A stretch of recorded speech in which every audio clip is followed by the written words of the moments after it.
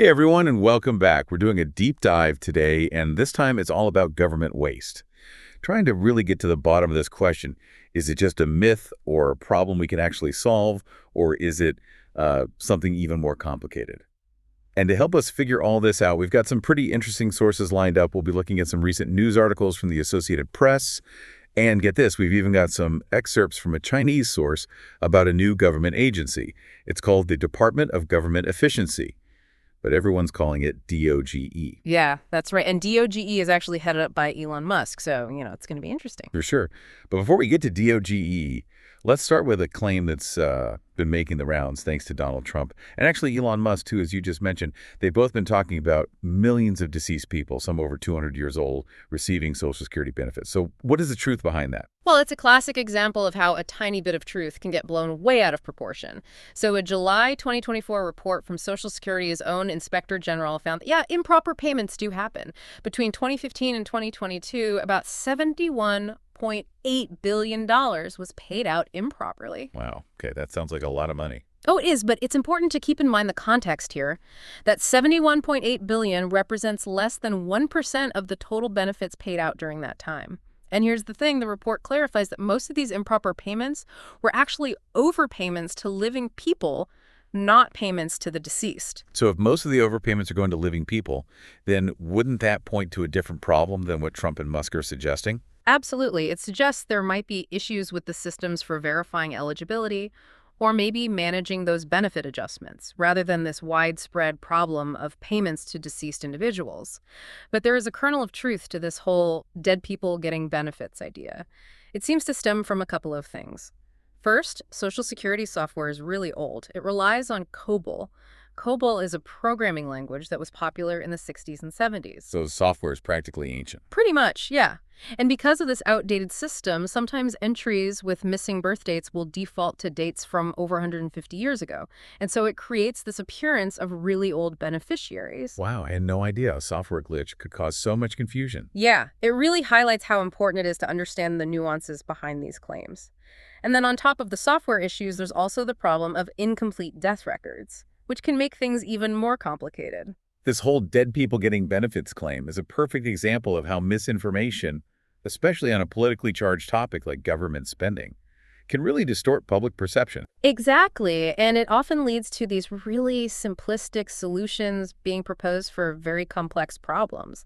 It really makes you wonder what other misconceptions are out there. For sure. Well, speaking of solutions, let's shift gears and talk about DOGE.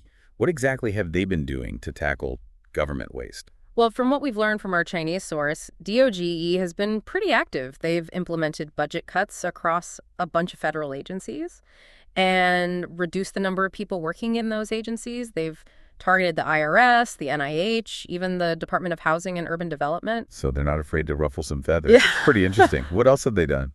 They've also been canceling contracts and grants that they see as unnecessary or redundant. They're really pushing for more transparency to make sure that funds are being used responsibly. Transparency is so important. It's hard to know where to even start fixing a problem if you can't see what's going on. So are there any specific examples of what they've accomplished? Absolutely. Our source mentions that DOGE was able to recover a whopping $1.9 billion from the Department of Housing and Urban Development. That's a pretty significant win. Wow, that's incredible. It sounds like they're making real progress. Yeah. But we all know that government waste can take many forms.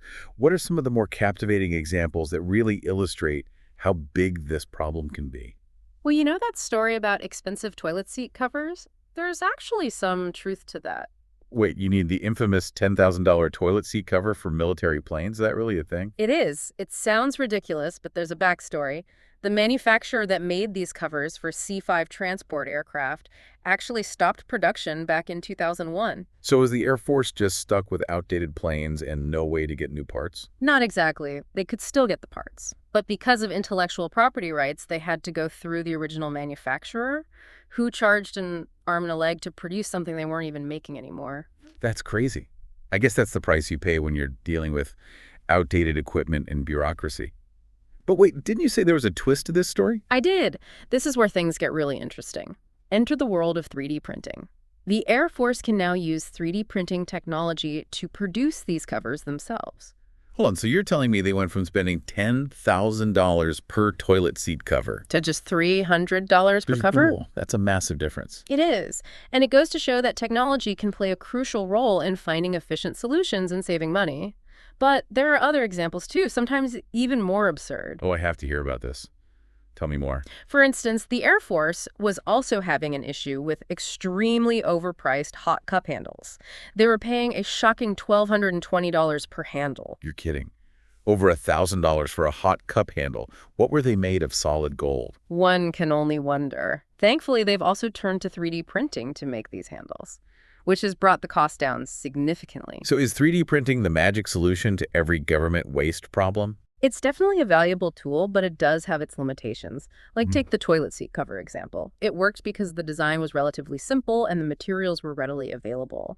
But for more complex components, 3D printing might not be feasible or cost-effective. That's a really good point. It's not a one-size-fits-all solution. Exactly. And then there's this example from our Chinese source. The U.S. apparently funded a Sesame Street-like program in Iraq for a cool $20 million. $20 million for a Sesame Street program in Iraq. I can see how people might question the value of that kind of spending, especially when there are so many other pressing needs, both domestically and internationally. Yeah, it definitely raises questions about how aid is allocated and whether it's always being used in the most effective way. It seems like we've only just scratched the surface of this complex topic. Government waste is clearly more than just a few isolated incidents. It's a multifaceted issue with deep roots and far-reaching consequences. It's about more than just dollars and cents. That's true. There are other aspects we need to explore, but we'll have to continue this fascinating conversation after a short break. Stay tuned. Welcome back. Before the break, we were talking about some pretty outrageous examples of government waste, like those $10,000 toilet seat covers and the $1,220 hot cup handles. Oh, and let's not forget that $20 million Sesame Street program in Iraq. Right. It's easy to get caught up in those attention-grabbing examples, but what does it all really mean? What are the key takeaways for our listeners? I think the biggest takeaway is that government waste's a real issue. It's not just some made-up problem that politicians use to, score points. But we also saw that a lot of the information out there, like that claim about millions of dead people getting benefits, well, it's misleading or just plain wrong. Exactly. And that's why it's so important to be critical thinkers. We can't just take everything we hear at face value. We need to, dig deeper, look at the sources, and come to our own conclusions based on the evidence. It's a great reminder for all of us, especially today. I mean, we're just bombarded with information from all sides. We need to be careful about what we believe and share. Absolutely. Now, while there are some pretty bad examples of waste out there, it's important to remember that there are people working hard to address this problem. Like DOGE and their focus on using data and technology to try and streamline government operations. It sounds like they've actually had some success. They have. And their approach highlights another important point. Technology can be a really powerful tool in the fight against waste. We've already seen how 3D printing can help reduce costs, but there are many other ways technology can help too. That's fascinating. Can you give us some examples of how technology can be used? Sure. Data analysis can be used to identify patterns of wasteful spending. Artificial intelligence can help automate tasks that are currently being done manually, which can save both time and money. And blockchain technology can be used to create more transparent and accountable systems for tracking government spending. It sounds like we're just scratching the surface of what's possible with technology. We are, and that's what makes this such an exciting area to watch. There's so much potential for innovation. But let's be realistic. Government waste is such a deep-rooted problem. Can we really hope for a truly efficient and accountable government? It's a tough question, but I think initiatives like DOGE, combined with, a growing awareness among citizens and policymakers, I think they do offer a glimmer of hope. So what can our listeners do to be part of the solution? First and foremost, stay informed. Pay attention to how your tax dollars are being spent. You can also engage with your elected officials. Let them know that government waste is an issue you care about. And encourage them to support policies that promote accountability and transparency. It's a great reminder that we all have a role to play. It's not just up to the government to fix this problem. We need to be active participants in the process. Absolutely. Our voices and actions can make a difference. This deep dive has certainly been enlightening. What else stands out to you from our research on government waste? One point that I found really interesting was the challenge of balancing efficiency with effectiveness. Can you explain what you mean by that? Sure, well, it's great that DOGE is focused on cutting costs, right? But it's important to make sure that those cuts don't end up hurting the quality of government programs and services. So it's not just about saving money, it's also about making sure the government can still do its job effectively. Right. Take the example of the hot cup handles. Yes, it's absurd that they were spending over $1,000 per handle. But it's also important to consider why they were buying them in the first place. Was it a genuine need, or was it just a case of someone making a bad decision? That's a good question. I guess we need to look at the whole picture before making judgments. Exactly. We need to consider both the cost and the benefit of every government program and expenditure. It's like walking a tightrope, isn't it? You want to be fiscally responsible, but you also don't want to cut essential services or harm the people that those services are meant to help. It's a delicate balance, and it's a conversation that needs to happen at all levels of government. It's easy to get outraged by, those really eye-catching examples of wasteful spending. But as we've seen today, there's often more to the story than meets the eye. It's important to remember that government plays a crucial role in society. It provides essential services like education, healthcare infrastructure. And we need to find ways to ensure that those services are being delivered effectively and efficiently. Exactly. And that means finding that sweet spot between saving money and ensuring that the government can still fulfill its responsibilities to the people. Well said. I think that's an important takeaway for our listeners. It is, and it's something we need to keep in mind as we continue to explore this complex issue. We've covered a lot of ground today, but I feel like we've only just scratched the surface.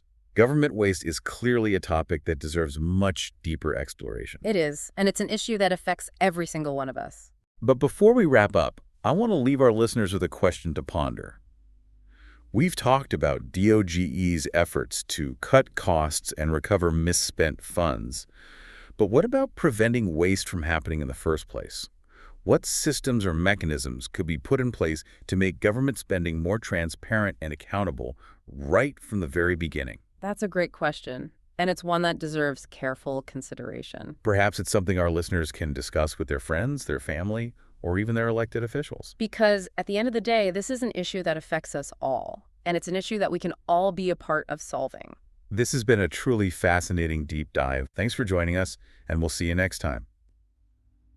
As we wrap up this deep dive into government waste, it really strikes me that this issue goes beyond just dollars and cents. It really does. It's about trust, isn't it? Oh, absolutely. Trust in our institutions and the people that we've elected to lead them. Exactly. When we see these examples of wasteful spending, it just makes you question whether the government can really be trusted to manage our resources effectively. And that loss of trust can have a ripple effect, Yeah. It can lead to cynicism, apathy, and even a reluctance to participate in the whole democratic process. It's a slippery slope for sure. And that's why it's so important for us to, hold our elected officials accountable and demand transparency when it comes to how our tax dollars are being spent. Absolutely. We need to know where our money is going and why. We've seen some positive steps being taken, like the creation of DOGE and their emphasis on, data-driven solutions. But is that enough? Well, it's a good start, but I think we need to go further. We can't just be reacting to instances of waste after they've already happened, right? Yeah. We need to be proactive and find ways to prevent it from happening in the first place. So how do we do that? What kind of proactive measures can we put in place? That's where things get really interesting. I think we need to start thinking outside the box. We need to find innovative ways to make government more efficient and accountable. Like what kind of innovations are we talking about? Well, for one thing, we can leverage technology even more than we are now. We talked about 3D printing and data analysis. But there are so many other possibilities. Think about artificial intelligence, blockchain, machine learning. These technologies have the potential to revolutionize the way government operates. It's exciting to think about all the possibilities. Yeah. But technology is just one piece of the puzzle, isn't it? Right. We also need to foster a culture of accountability within the government itself. You're absolutely right. It's not just about having the right tools. It's about having the right mindset.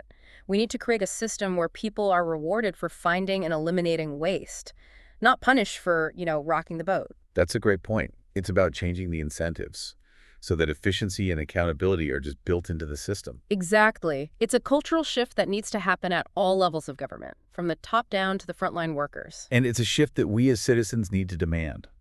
We need to let our elected officials know that we expect them to be responsible stewards of our tax dollars. Our voices matter. And when we speak up together, we can make a difference. This deep dive has been eye-opening, to say the least. It's clear that government waste is a complex issue with no easy solutions. But it's also an issue that we can't afford to ignore. Yeah, it's something that affects all of us. And it's something that we all have a role in addressing. So to our listeners, we challenge you to continue this conversation. Talk to your friends, your family, your elected officials.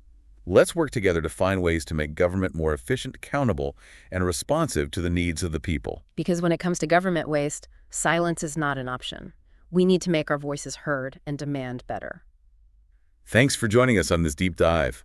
We hope you learned something new and that you'll continue to explore this important issue. We'll see you next time for another fascinating exploration of a topic that matters.